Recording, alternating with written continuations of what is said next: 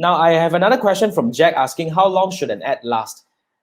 Good question. As long as it's making you money, I think it can keep going until it's the time, until we start seeing decline in performance, as in like the cost per result is coming out, and then the audience saturation is coming in, as in like you have been reaching your audiences way too many times, and then everything is not stable already, then we will kill the ad and then we will refresh with another ad again. So that's what could be done.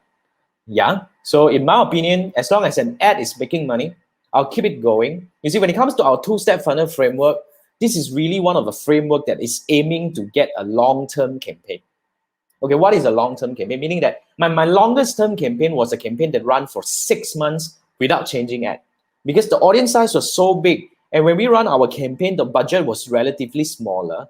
So what we can do here is that, because when it comes to the two-step funnel framework, one of the most important elements that makes it pop is really the exclusion mechanism, whereby when I know you have taken action on this ad, I'll move you out. I don't show you this ad anymore. So, essentially, the ad is going to go out and reach fresh people all the time.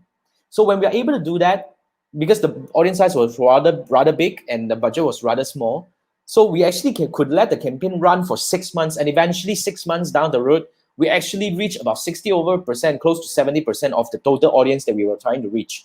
And yeah, it was doing okay. It was doing fine. I mean, the cost per result was really standing well.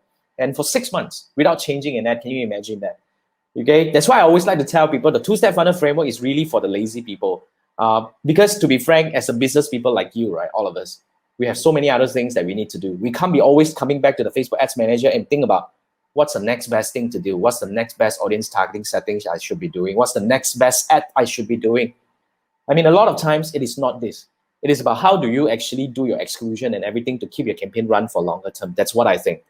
Okay, so we will learn about this in the 6-day challenge, but thanks for the question.